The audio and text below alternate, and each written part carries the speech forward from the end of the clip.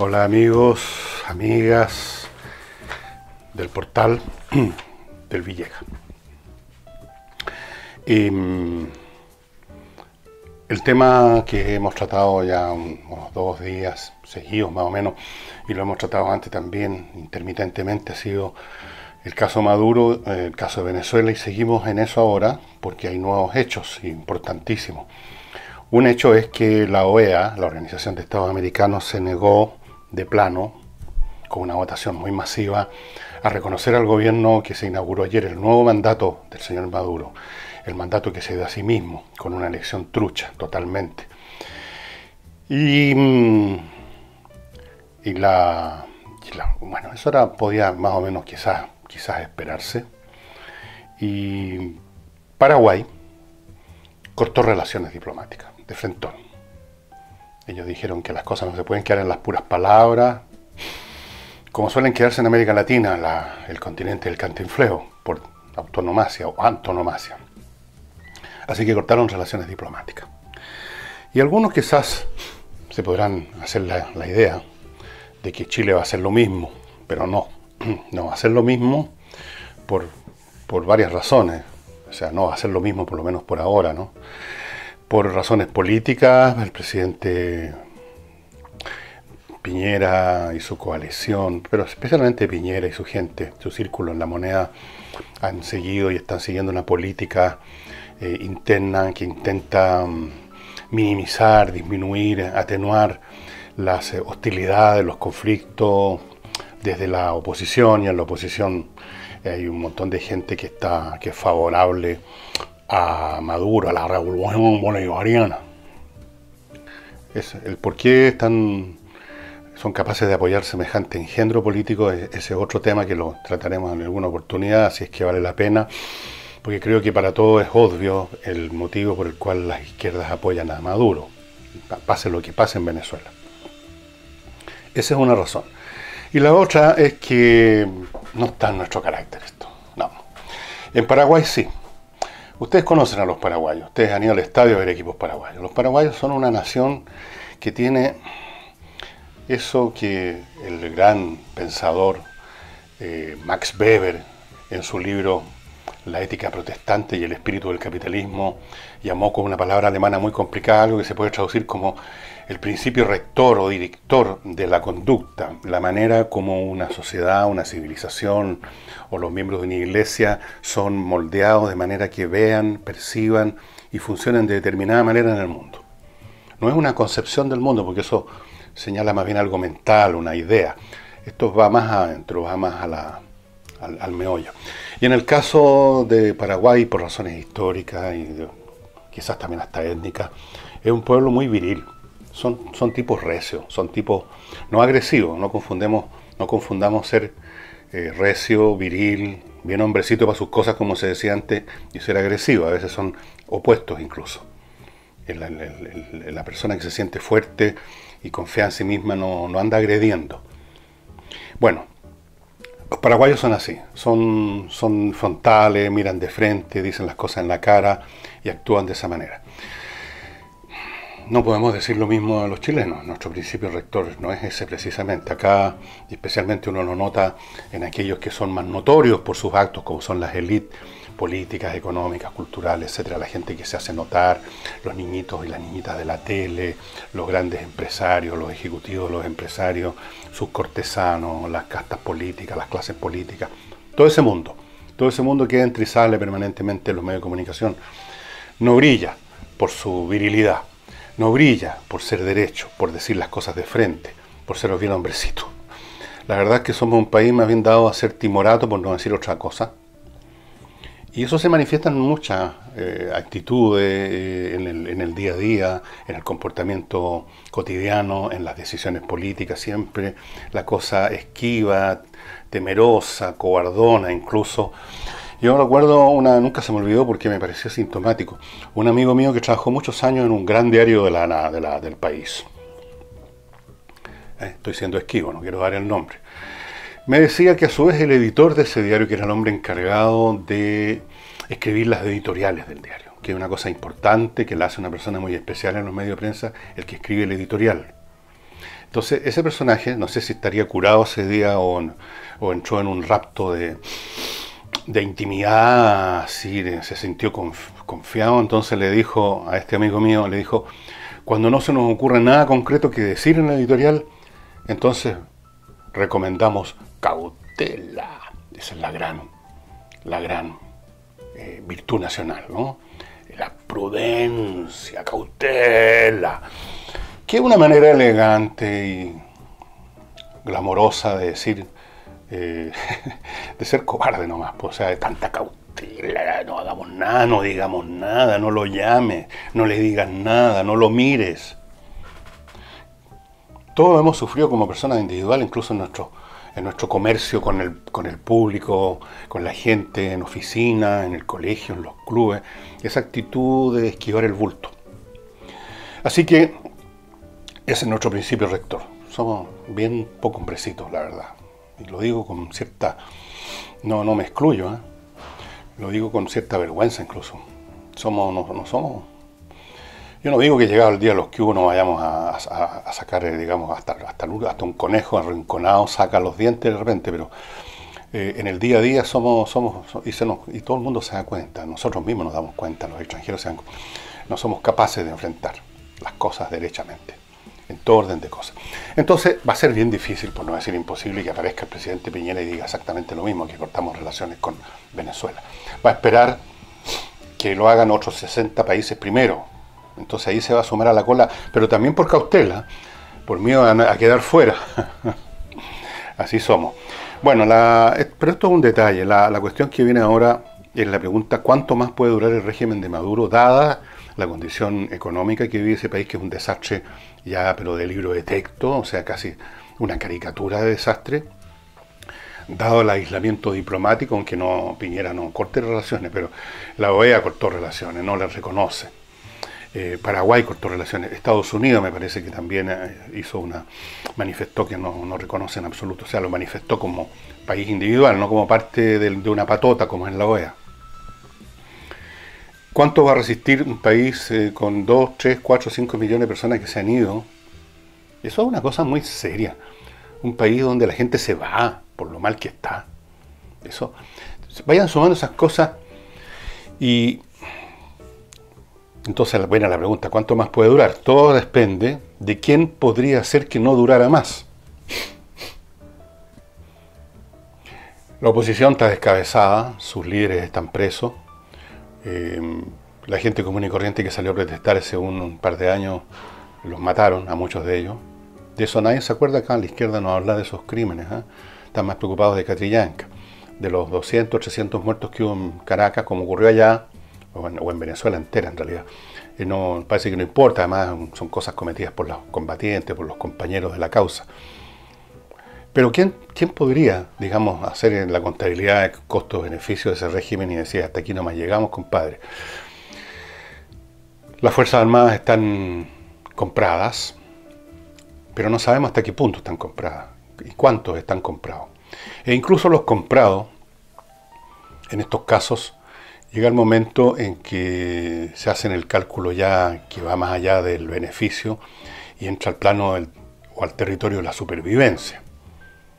Llega un momento en que hasta los bandidos de repente dejan caer, como pasó con Pablo Escobar en Colombia, ¿no? Hasta los otros colegas del crimen, en el fondo lo dejaron caer y ayudaron que finalmente al fin lo acribillaran en un techo, porque era disfuncional para el negocio en su conjunto. Que hubiera un tipo tan criminal, tan salvaje, tan brutal como era Escobar. Acuérdense ustedes que ese infeliz derribó un avión completo y mató a la gente que iba volando ahí por matar a una persona. Ese era Escobar. Entonces lo dejaron caer sus propios colegas. Ayudaron, facilitaron que lo acorralara la policía y lo liquidaran de una vez por todas. Y eso pasa también con la gente comprada, ¿no? Los militares comprados, los políticos comprados, se dejan comprar y disfrutan de la compra mientras las cosas flotan, mientras el barco está a flote. Pero si ven que el barco está haciendo agua por todos lados y se va a hundir, y en ese caso ya no les va a servir el dinero recibido, entonces de pronto ven la luz al final del túnel, ¿eh? Y descubren su patriotismo, descubren finalmente que están muertos de susto y se deshacen del problema. Y el problema se llama Maduro, en apariencia, porque el problema va más allá de Maduro, es el régimen entero, la camarilla que lo rodea, el narcoestado que se constituyó ya a partir de Chávez. Pero bueno, precisamente para eso está lo que se llama el Cordero de Dios que borra los pecados del mundo, el chivo expiatorio, ¿no? Entonces sacar del poder de alguna forma o de otra y mandarlo, supongo, a un cariñoso exilio a Cuba, que mal alta plata que les ha mandado, ¿no? Podría ser un camino que se estuviera abriendo, pero quién sabe. ¿Quién sabe lo que hay detrás de esos rostros que vimos circundando la figura del ministro de Defensa cuando hablaba del apoyo irrestricto de las Fuerzas Armadas venezolanas? ¿Quién sabe qué están pensando no solo los generales del más alto rango en el ejército y la Fuerza Aérea y la Marina venezolana, sino que están pensando esos coroneles, los famosos coroneles? Pues ustedes son muy jóvenes, los coroneles fueron los que dieron algunos golpes militares en Grecia en los años 70, por ahí más o menos, finales, los 60, 70, porque los generales estaban comprados por el régimen. Entonces, la capa inferior de oficialidad se reveló. Ahí los coroneles llamaron, se habló de los coroneles por un tiempo. Yo no sé cómo es la estructura del ejército, la Fuerza Armada, especialmente el ejército, que es el que tiene siempre la voz cantante en estas cosas en Venezuela. No sé, y nadie puede saber, salvo, ni ellos mismos. En una organización como esa, y este es uno de los secretos fundamentales y universales de la mantención del poder de una persona, es que de los que lo rodean y supuestamente lo apoyan y son parte de su máquina de poder, cada individuo de ese grupo de poder no sabe qué es lo que piensan los otros y nadie se atreve a decirlo. Y por lo tanto, aún el más disidente tiene miedo de que se saca la voz, se insinúa, se intenta concertarse con otros para deshacerse del líder que ya se ha convertido en una espina en el poto, en un furúnculo, en un problema.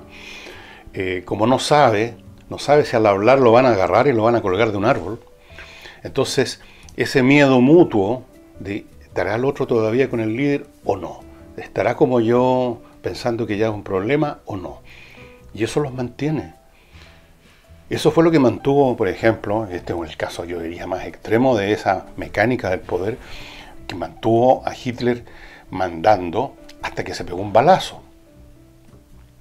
Si es que no se arrancó mucho antes a América del Sur, como creen algunos, ¿no? Y el que se pegó un balazo era un actor que representaba a Hitler, o qué sé yo. Le he dicho que nunca se encontró el cuerpo, como ustedes saben. Así es que es difícil saber lo que va a pasar con este señor Maduro, con su régimen, porque no sabemos qué está pasando por la mente de la única institución en Venezuela que lo puede descharchetar, que son las Fuerzas Armadas. Así es que eso queda en suspenso. Pero tengo la sensación de que esto no debiera durar demasiado. Hay un momento, hay un grado de extremo en que la gente empieza a atreverse un poco más, a ver si el otro del lado también le parece lo mismo, cuando las cosas se están derrumbando. No sé todavía cuál va a ser ese momento en que se atrevan a sacar la voz. Y pase lo que pasó en aquella que yo les he contado, esa anécdota del último discurso de Ceausescu, que dominaba a todo el mundo año tras año, hasta que una voz, ya hasta aquí, se levantó y gritó en una asamblea pública contra él, y los demás que estaban ya también al borde de la explosión se sumaron y fue el fin de Ceausescu.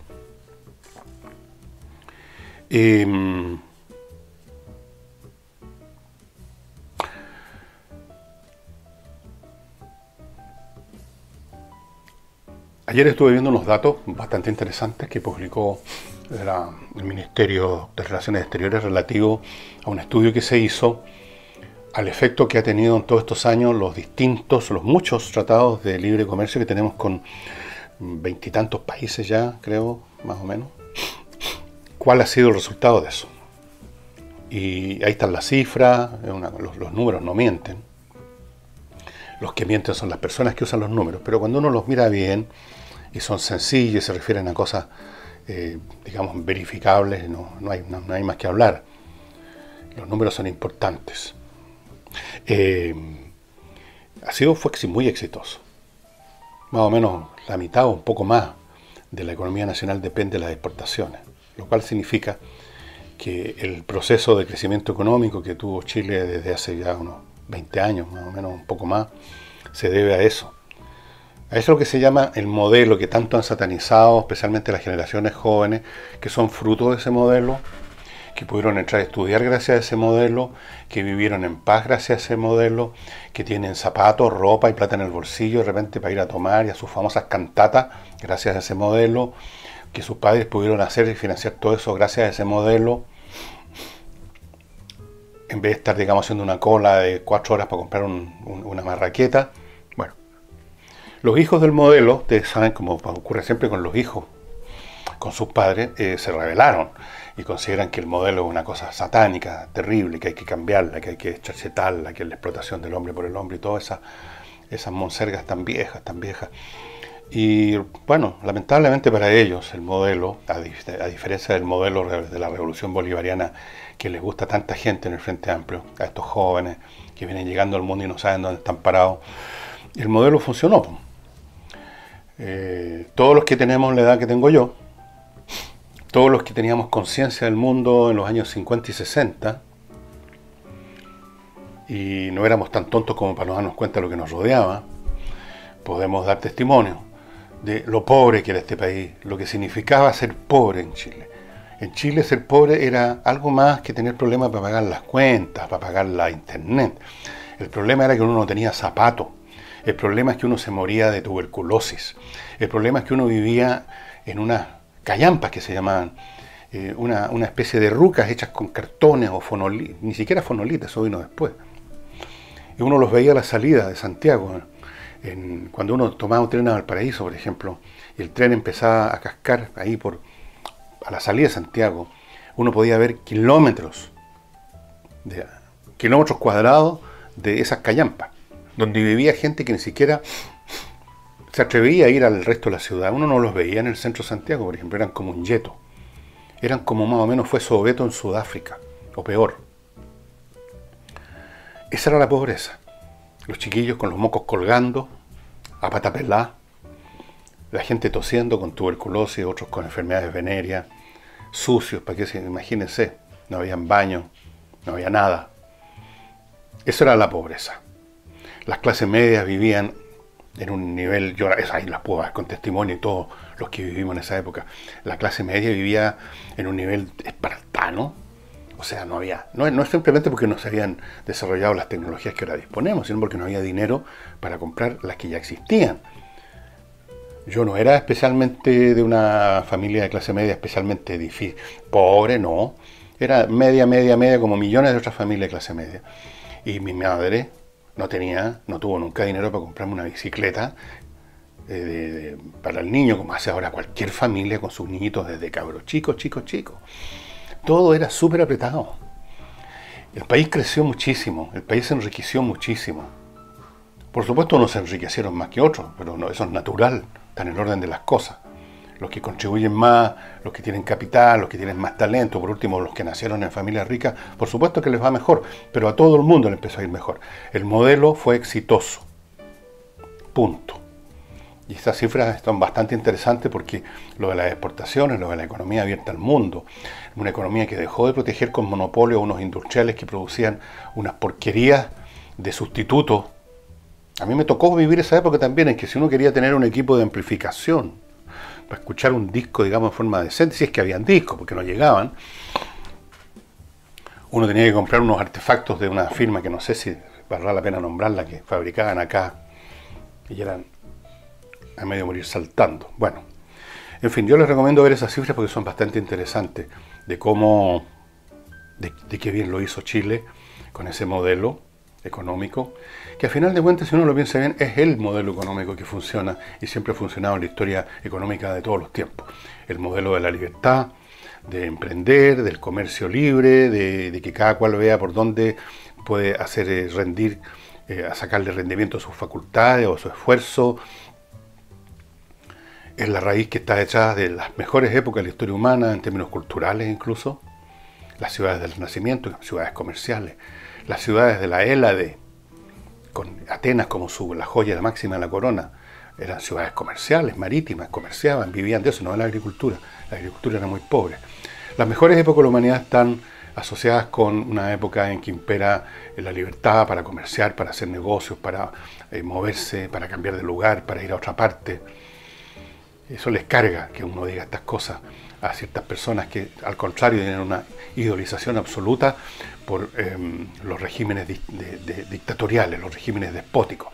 El poder central, el emperador, el rey, el secretario general del partido, el Estado manejándolo todo, supervigiándolo todo. Y esto en medio de la pobreza y la opresión. Bien, pasemos ahora a otra cosa a propósito de Chadwick, que sigue siendo una noticia que da todavía algunos jugos, no muchos, pero da todavía. Ayer Cecilia Pérez, en su nueva apariencia con unos anteojos que le dan cierta seriedad, que comenzó a usar durante este gobierno, se refirió al viaje de Chadwick a la Araucanía, y entre muchas otras cosas que dijo, vamos a seguir haciendo nuestro trabajo.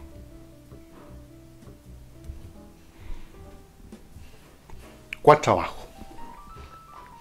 Se refiere a las giras turísticas que celebran los funcionarios de gobierno a la Araucanía cada cierto tiempo, cosa que se inventó en otros gobiernos además. Otra frase para el mármol de Cecilia Pérez. Más allá, esto tiene un tono lírico, yo debiera decirlo como con ese tono que ponen los declamadores de poesía, que se ponen, hablan así, con los ojos, debiera decir, más allá que asomen momentos fáciles, felices o difíciles, el Ejecutivo busca seguir gobernando. ¿Qué quiere decir eso? Madre de Dios, ¿qué significa eso? Más allá de los momentos fáciles, felices o difíciles, más allá. No sé dónde está ese más allá. El Ejecutivo busca seguir gobernando. Bueno, no sé, yo supongo que todos los ejecutivos buscan seguir gobernando. Si no dejan de ser ejecutivos, significa que están presentando la renuncia. Y uno se pregunta además, si es para ponerme pesado, si está gobernando.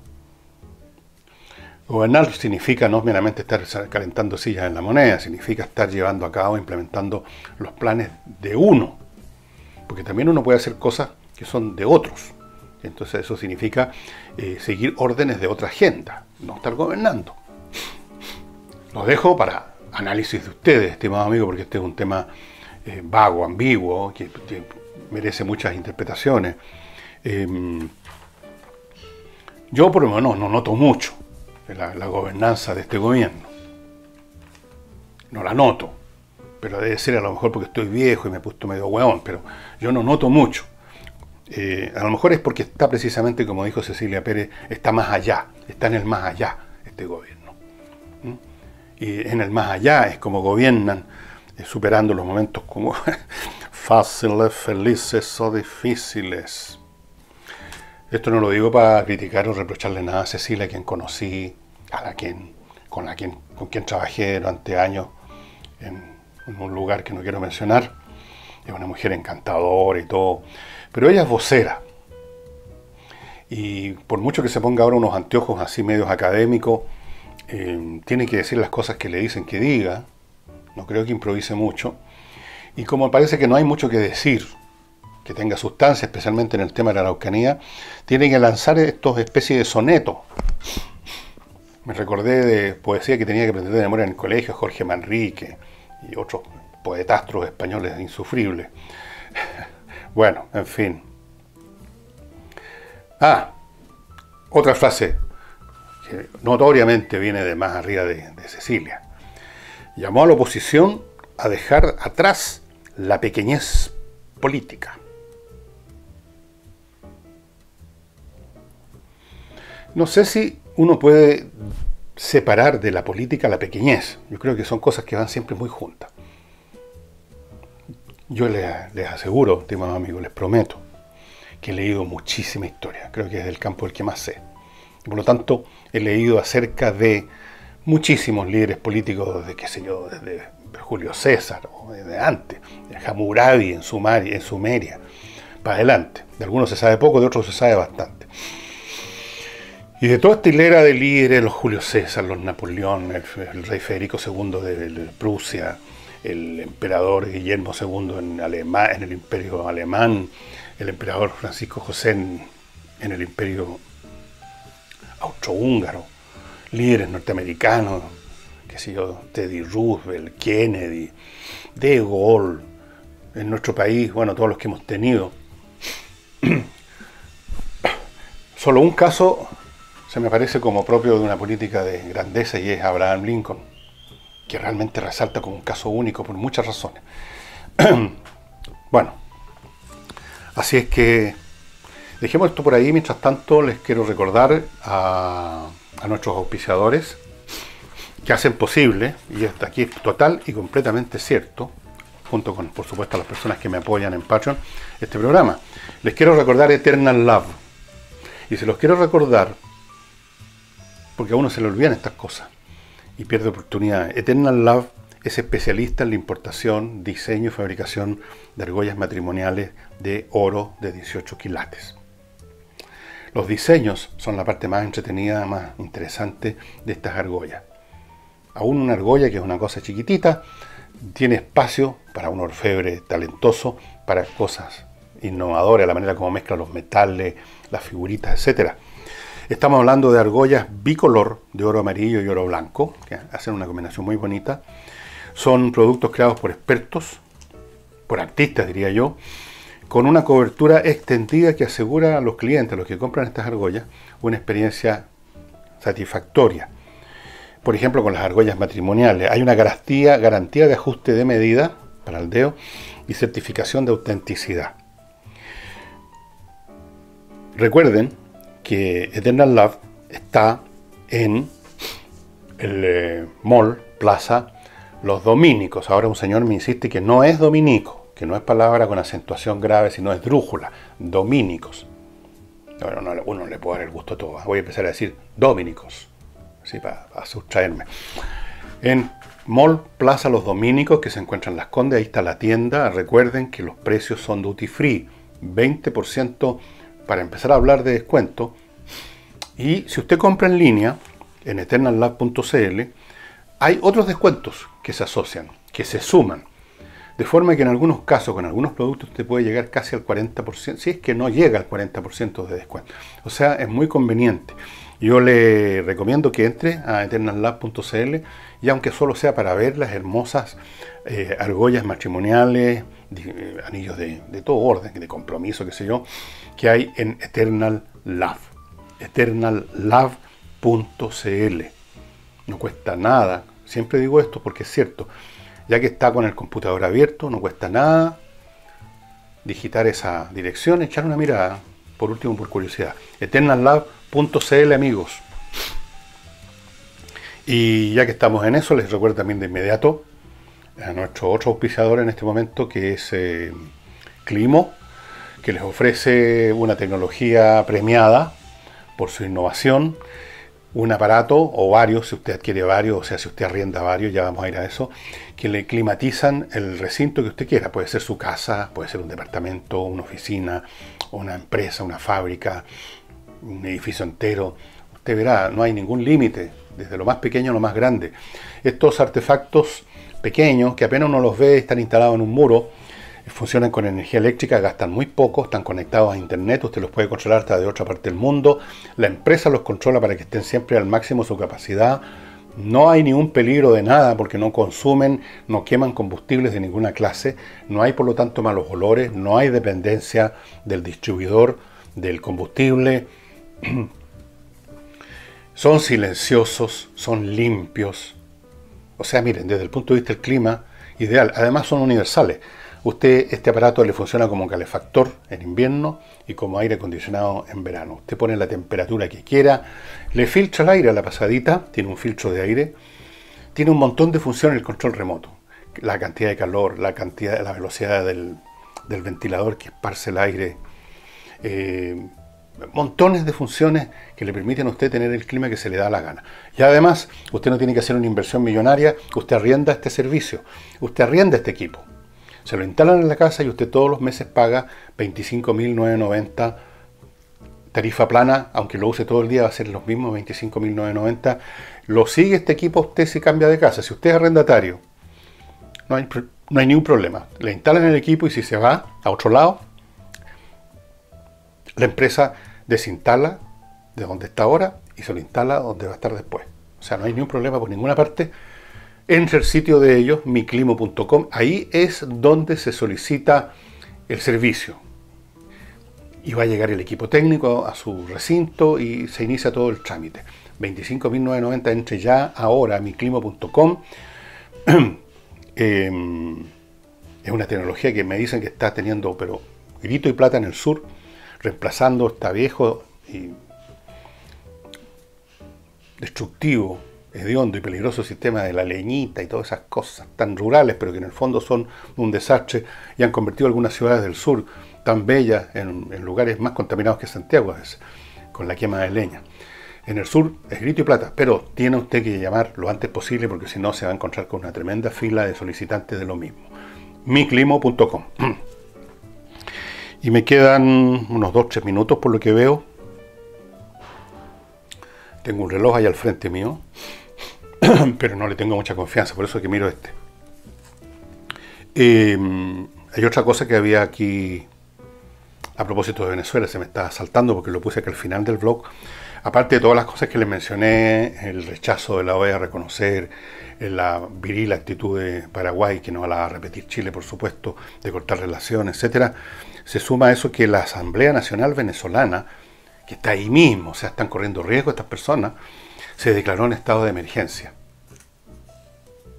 Y están convocando para hoy, quizás ya está, mientras hablamos acá, mientras usted, o por lo menos mientras usted escucha, ve este programa, ya se está celebrando y quizás que puede haber incluso pasado, un cabildo abierto. Iban a celebrar un cabildo abierto en una plaza al aire libre en Caracas. Me parece que una plaza que queda frente a un edificio de las Naciones Unidas. Esa es la única, entre comillas, protección que podrían tener. Pero lo dudo mucho, lo dudo mucho. Fuera de eso, les quiero terminar diciendo que se le ha reprochado al presidente de la República que en esta ceremonia de condecoración de veteranos de la casi guerra del Beagle, ni siquiera mencionó a los carabineros que estuvieron ahí. Yo me acuerdo perfectamente que así fue. En ese momento, con Chile muy débil militarmente, se movilizó también a tropa de carabineros. Y partieron allá con el armamento que usaban en esa época, me acuerdo perfectamente, en unas subametralladoras Carl Gustav, no las Uzi que ahora usan, las Carl Gustav. Partieron con todas sus cosas y estuvieron ahí también. No los mencionó. Entonces, incluso el comandante activo de la naval chilena mencionó el hecho que le parecía, sé yo, ¿por qué pasó? Que no lo mencionaron. Pero hay otros más, ¿eh? Ustedes, la historia secreta del Beagle algún día se va a saber. Pero además de carabineros, hubo, y además de, por supuesto, la Fuerza Armada, hubo grupos, por si ustedes no lo saben, pero en el sur lo saben muy bien, especialmente en la zona cerca a paso fronterizo por la cordillera, por ejemplo, en Osorno, la gente de allá, determinadas personas, fueron llamados a constituirse como grupos civiles que cumplieron algunas funciones o que iban a cumplir algunas funciones en caso que hubiera un conflicto.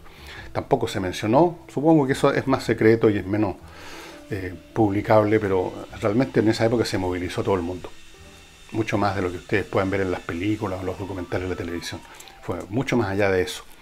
Y con esto estamos terminando. Me acuerdo lo que decían algunos de estos civiles, o sea, decían, uno de ellos me acuerdo que decía, los argentinos no saben con la chichita que se van a curar cuando traten de pasar por aquí. Y en realidad la chichita era bien contundente la que se estaba preparando. Bueno, eso sería todo, estimados amigas y amigos. Antes de irme, sí, quiero contarles que de vez en cuando algunos de ustedes son muy amables y me mandan algo como un regalo. Por ejemplo, normalmente es un libro. O puede ser, alguien una vez me mandó un video de una película polaca que a mí me gusta mucho y que no la podía encontrar. En otra oportunidad me mandaron las ediciones completas, que creo que las he mostrado, de Anatole France en su idioma original, una edición maravillosa, nueva. Esto no es un regalo de algo, son 4 tomos. Estoy leyendo uno que lo tengo en otro lado. Y ahora me llegó esto. Como me ven escribir en estos papeles, como ven que yo uso lápiz y cuaderno, me mandaron esto maravilloso. Es una libreta de cuero legítimo, fantástica, con un papel exquisito, como mantequilloso, realmente linda. Me la mandaron porque me ven hacer esto. Y yo creo que sería demasiado vaca si no contara quién hace estas cuestiones, porque quiero retribuir. Esto lo hace una señora, una producción artesanal, y los produce bastantes de estos cuadernos. Y si a usted le interesa uno de ellos, bueno, los encuentra en Facebook, en un sitio que no sé, son sitios los de Facebook, ¿no? Nevlin Chile. Nevlin, así como neblina, pero sin la A. Nevlin Chile. Es realmente tan exquisita esta libreta que yo no me animo casi a empezar a escribir con mi lápiz rasca así escribir encima para los programas y después sacar las hojas. No sé cómo la voy a usar, pero es realmente muy rica. Y también me llegó, ya saben, los interesados, Nevlin. También está en Instagram, que no sé qué diablo es Instagram, creo que es un sitio de fotos, todo lo que sé. Y también me llegó, y lo quiero mencionar, un libro realmente interesante, ¿no? Que se llama, ahí está, aquí está el nombre de la persona que me lo mandó. La buena estrella, historia de una vida, memorias de Laura Guzmán de Polanco, que vivió entre 1860 y 1954, y estaba en una situación, una posición social, en que hay fotos, que le permitieron ver el Chile de esos años, cómo funcionaba, cómo se vivía lo que uno cuando en los libros de historia ve como una cosa muy genérica, muy abstracta, ¿no? Se produjo la Revolución del 91 y hubo la batalla de Concón y Placilla, cosas así. ¿Cómo se vivió eso? Por personas de la época, personas que tenían una determinada vivienda en algún lugar, personas que iban a bailes de sociedad. ¿Cómo funcionaba el mundo en esa época? Es súper entretenido. La buena estrella, historia de una vida de esta señora, Laura Guzmán de Polanco, fallecida cuando yo tenía 5 años, en 1954. Ya nos vamos a encontrar, señora Guzmán, porque no creo que me quede mucho más, por lo que sé. Pero no importa, he tenido una buena vida en general. Esto. Y eso, después de mencionar estos dos regalos, ahora sí me voy, se me ha pasado la hora, pero enormemente. Nos vemos mañana, tengo ya el tema para los sábados. Y va a ser lo que les dije ayer. Ok, nos vemos. Chao.